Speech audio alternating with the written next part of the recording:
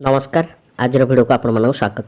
आज आम अष्टम श्रेणी आम भाषा आम साहित्य बहिर उत्कल संतान विषय सप्रसंग सरलार्थ गुड़िक आलोचना करबा। तेबे वीडियो भल लगे वीडियो को लाइक करेंगे, चैनल नुआ थे सब्सक्राइब करेंगे और वीडियो टी सांग मान सहित शेयर निश्चिंत करेंगे। तेबे चलतु वीडियो आरंभ करबा।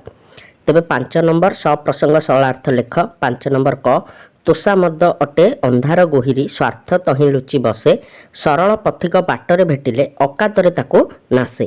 तेबे सरलार्थ आम केमती लिखा ना तोषामद अटे डट डट ताकू नासे। उक्त पद्यांशटी पठित अष्टम श्रेणी आम भाषा आम साहित्य बहिर उत्कल संतान विषय गृहीत। एठारे कवि मधुसूदन दास तोषामद भावना किपरि सरल व्यक्ति तथा समग्र जातिर क्षति साधना करिथाए ताहा वर्णना करिसेंती। तोषामद भाव हेउची अंधार बाट परी जेउथिरे निज स्वार्थ हासिल पाई से सरल पथिकटीए बाटरे गले मध्य अजाणतरे ताकू दंशन करी मृत्यु मुख को ठेली पकाए। कुकुर जेपरी परम स्वार्थपर जीव सेहीपरि तोषामदकारी व्यक्ति निज स्वार्थ पाई से जेकोसी कुश्चित कार्य करिपारे। एही तोषामद भावना उत्कल प्रदेश तथा ओडिया जाति पाई मारात्मक अटे।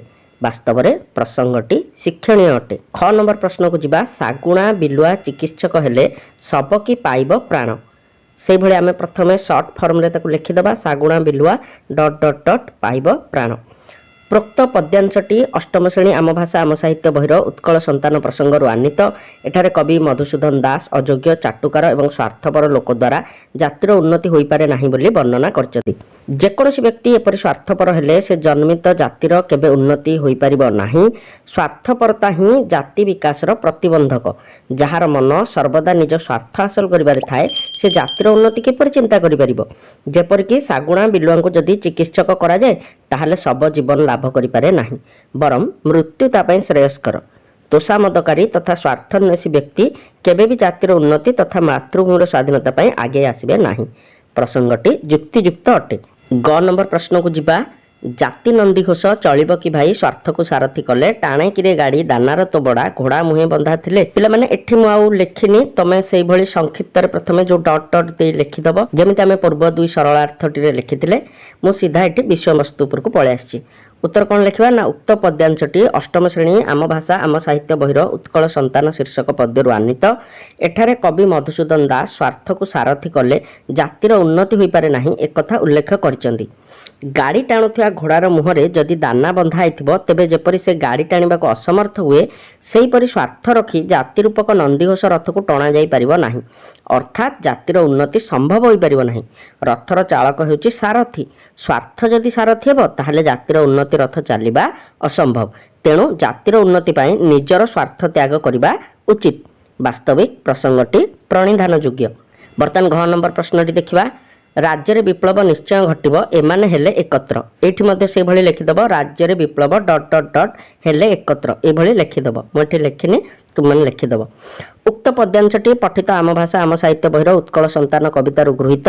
एठारे कवि उत्कल गौरव मधुसूदन दास मिथ्या स्वार्थ और तोषामद एकाठी हेले राज्य केउ अघटन घटिब से कथा वर्णना करिसेंती।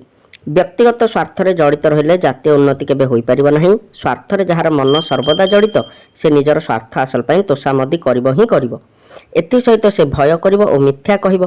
तेणु एसबु सम्मिलित हेले कौनसी राज्य बा जातिर निश्चय विपर्जय घटिबो एथिरे संदेहर अवकाश नाही। एभली परिस्थिति रे कवि उत्कल संतान मानकु जागृत हेबा पई आह्वान दैचंती जे तू उठ निज स्वार्थ रे आ शासक पाखरे तोषामद करना। प्रसंगटी शिक्षणीय अटे। तो पिला माने मैं आशा करछि वीडियो तुम संपूर्ण रूपे सरलार्थ गुड़िक बुझीपार एवं जदि बुझीपार आ मोर ये सरलार्थ गुड़िक तुम भल लगे वीडियो को लाइक कर चैनल नुआ थे सब्सक्राइब कर सांग मान सहित वीडियो को शेयर कर दियो। बर्तमान स्क्रीन पर तुमको ये विषय प्रश्न उत्तर और गोटे प्लेलिस्ट देखा जोटा पार्च क्लिक करके देख मुझे से वीडियो देखा।